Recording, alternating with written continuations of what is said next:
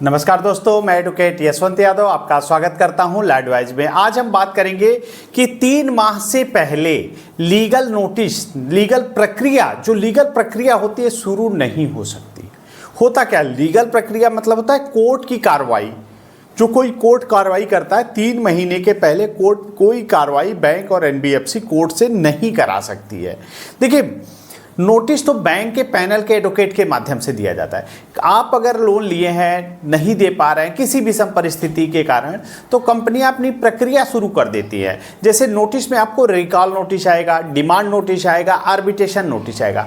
तो अगर आपके पास कोई भी सबसे पहला काम आपको क्या करना है, यदि आपने लोन लिया, डिफॉल्ट कर गया, नहीं दे पा रहे हैं, सबसे पहले बैंक को इन्फॉर्म करना आपकी रिस्पॉन्सिबिलिटी है। आप बैंक को इन्फॉर्म करिए, लीगल प्रायर नोटिस कंपनी को जरूर दीजिए और एडवोकेट के लेटर हेड पे देना जरूरी है। ऐसे नहीं कि आपने अपने से लिखा या किसी के माध्यम से दे दिया, ऐसा नहीं होता है। लेटर जो होता है एडवोकेट के लेटर हेड पे होना चाहिए और उसके साथ साथ जरिए स्पीड पोस्ट रजिस्टर्ड डाक से भेजना पड़ेगा, ताकि उसको ट्रैक करके ट्रैकिंग आईडी निकाल करके आप बता सके कि हाँ, मैंने इस दिन आपको कंपनी को इन्फॉर्म कर रखा है। जो जरिए रजिस्टर्ड डाक स्पीड पोस्ट के माध्यम से भेजा है उसकी ट्रैकिंग आईडी ये है। पूरा ट्रैक करके निकाल देगा कि आपने जो लीगल प्रायर नोटिस दिया है कंपनी को डिलीवर्ड हो चुका है। तो सबसे पहला काम आपको लीगल प्रायर नोटिस दे देना है। लीगल प्रायर नोटिस देने के बाद कंपनी आपको नोटिस आएगी, recall notice, demand notice, arbitration की प्रक्रिया, ये सब प्रक्रियाएं जो लीगल प्रक्रियाएं हैं वो तो शुरू रहेगी। तो आर्बिट्रेशन की अगर नोटिस आती है तो इसको आप हल्के में मत लीजिए। आर्बिट्रेशन की नोटिस आती है तो उसको आपत्ति, ऑब्जेक्शन जरूर देना है और ऑब्जेक्शन के साथ साथ माननीय सुप्रीम कोर्ट के जजमेंट का हवाला देते हुए एक मजबूत ड्राफ्ट बना के कंपनी को दीजिए, ताकि कंपनी ने जो आर्बिट्रेशन की प्रक्रिया कर रही है उसको समाप्त कर दे। क्यों, आर्बिट्रेशन एंड कैंसलेशन एक्ट 1996 में साफ साफ ये प्रावधान है, आर्बिट्रेशन की प्रक्रिया दोनों की सहमति से होना जरूरी है। यदि आपकी सहमति नहीं है तो उस आर्बिट्रेशन का अवार्ड भी पास हो जाता है, वो भी शून्य मान लिया जाएगा। तो इसलिए आपको सहमति नहीं है, इसके लिए आपत्ति पत्र देना होगा, ऑब्जेक्शन देना होगा, सुप्रीम कोर्ट के जजमेंट का हवाला देते हुए मजबूत ड्राफ्ट बना के देना होगा। तब जाकर के आपकी आर्बिट्रेशन की प्रक्रिया समाप्त होगी, रुक जाएगी।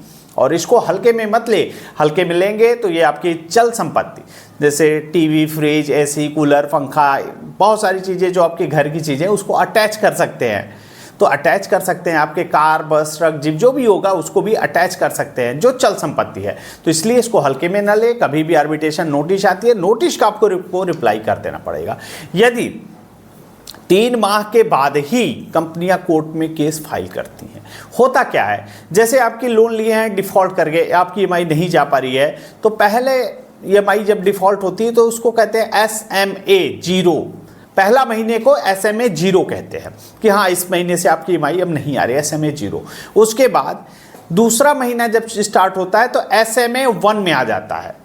SMA 1 के बाद जो तीसरा महीना होता है उसको कहते हैं SMA 2, स्पेशल मेंशन अकाउंट 2। ये बैंकिंग की भाषा है, आपको बहुत ज़्यादा इसमें दिमाग नहीं लगाना है कि SMA 0, SMA 1, SMA 2 क्या होता है।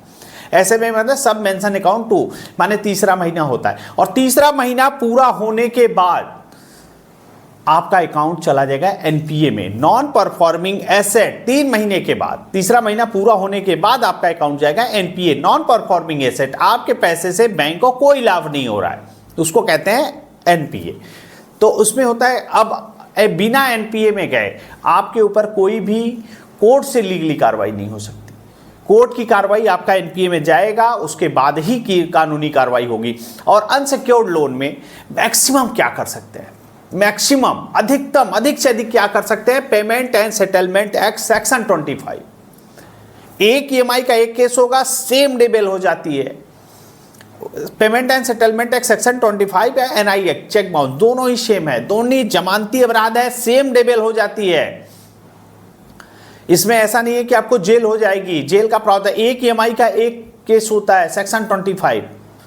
अगर आपकी ईएमआई 4000 की है तो 4000 का ही एक केस होगा। अनसिक्योर्ड लोन लिए है तो maximum payment and settlement act section 25 का केस होता है। और ये अनसिक्योर्ड लोन लिए हैं तो लास्ट में सेटलमेंट ही होगा। क्यों? क्योंकि अनसिक्योर्ड लोन है, कोई प्रॉपर्टी तो गिरवी नहीं है, कोई मॉर्गेज तो है नहीं, कोई कीमती वस्तु गिरवी रखा नहीं गया है, तो उस कंडीशन में कंपनी समझौते पे आती है, समझौता करती है, तो उसको सेटलमेंट पे आती है, वो क्लोज करती है। अब उसके बाद अगर आपका जैसे सेटलमेंट, बहुत सारे लोग ऐसे भी बातें करते हैं, बहुत सारे यूट्यूब पे कहते हैं मैं सेटलमेंट करा दूंगा, तो ये जान लीजिए वो फेक है, फर्जी है। सेटलमेंट कोई नहीं करा सकता, सेटलमेंट कोई नहीं करा सकता। अगर कोई कहता है मैं सेटलमेंट करा दूं तो जानिए फेक है, फर्जी है। संविधान, ये आरबीआई ने कोई ऐसी संस्था नहीं है जो कहे कि मैं इस संस्था को अप्रूव करता हूं कि ये सेटलमेंट कराएगी, ऐसा कोई संस्था आज तक हुई ही नहीं है। तो इसलिए कोई भी आपकी गलत फहमियों में मत पड़िए और गलत लोगों के साथ मत चले जाइए। बैंक आपको नोटिस देगा जरिए रजिस्टर्ड डाक एडवोकेट के लेटर हेड पे, एडवोकेट के माध्यम से आपको उसका जवाब देना है, एडवोकेट के लेटर हेड पे, एडवोकेट के माध्यम से, बस ये करना है। कोई भी नोटिस आ रही है, नोटिस का आपको रिप्लाई जरूर करना है। एडवोकेट के माध्यम से आ रहा है, एडवोकेट के माध्यम से आपको करना है। मैं आपको गाइड कर दूंगा, आपको नोटिस का जवाब दे दूंगा, जो प्रोसेस है वो कर दूंगा। और सेटलमेंट ऑटोमेटिक, ऑटोमेटिक का मतलब होता है recall notice, demand notice, arbitration, जो नोटिस आएगी नोटिस का जवाब देते जाएंगे। तो अगर केस भी हो जाता है payment and settlement act section 25 में भी, तो भी सेम डे बेल हो जाती है, उसके बाद होता सेटलमेंट ही है।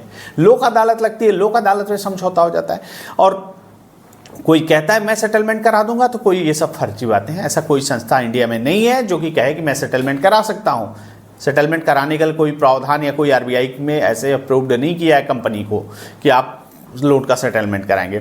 अब आ जाता है सिक्योर्ड लोन में। सिक्योर्ड लोन का प्रक्रिया थोड़ा सा अलग है। सिक्योर्ड लोन में 3 माह SMA 0, SMA 1, SMA 2 और NPA जो प्रक्रिया है वो तो होती है। 3 महीने के बाद ये आपको सरफेसी एक्ट 13(2) का नोटिस दे देंगे, जिसको डिमांड नोटिस भी कहता है। सरफेसी एक्ट 13(2) का नोटिस देते हैं, उसमें 60 दिन का समय होता है। पहले तो आपने जब से लोन EMI डिफॉल्ट हुआ 3 महीने का NPA में जाने में लगता है, 3 महीने का ये समय हो गया। उसके बाद 13(2) का नोटिस आता है, तो उसमें 60 दिन का समय होता है। 3, 2, 5 महीने हो गए। 60 दिन के बाद आप लोन की EMI नहीं कर पा रहे, तो आपको 13(4) का नोटिस आएगा। 13(4) का मतलब होता है सिंबॉलिक पोजीशन, माने पेपर पे वो आपने कब्जा उन्होंने ले लिया है। 13(4) का नोटिस आता है तो आपको स्टे लेना पड़ेगा। उसके बाद ये DM का आदेश लेते हैं और DM का आदेश लेकर के ऑक्शन करते हैं। लेकिन इसमें भी आपको DRT, आप लोन नहीं दे पा रहे हैं कोई प्रोसेस, तो उसकी जो प्रक्रिया होती है, बैंक ने कहा क्या प्रॉब्लम है, कैसे कैसे प्रक्रिया की, प्रक्रिया में क्या चूक है, आप किसी एडवोकेट के माध्यम से, या फिर आप देखिए सरफेसी एक्ट का नोटिस आता है 13(2), 13(4) का, तो उसको हल्के में मत लीजिए। आप तुरंत एडवोकेट से संपर्क कर सकते हैं, हमसे संपर्क कर सकते हैं, हमारा नंबर है। और जरूरत पड़ती है कभी भी कलकत्ता में, अहमदाबाद में, जयपुर में, जहां पे भी आपको एडवोकेट की जरूरत पड़ेगी, मैं आपको एडवोकेट प्रोवाइड करा दूंगा, बेल करा दूंगा। अगर सरफेसी एक्ट का नोटिस आता है 13(2) का, तो उसका ऑब्जेक्शन 13(3) में करना पड़ेगा, और जो प्रक्रिया है उसको करनी ही पड़ेगी, नहीं तो ये आपके प्रॉपर्टी को सेल कर सकते हैं, औने पौने दाम पे सेल कर देंगे। सिक्योर्ड लोन में सेटलमेंट के चांस नहीं होते हैं, बहुत कम होते हैं, इसलिए जो प्रक्रिया है उसको करना जरूरी है। फिर आपको जो किसी प्रकार की आपको दिक्कत हो, समस्या हो, परेशानी हो, हमारा नंबर है, आप हमसे संपर्क कर सकते हैं। मैं अपनी बातों को यहीं समाप्त करता हूँ। जय हिंद, जय भारत, नमस्कार।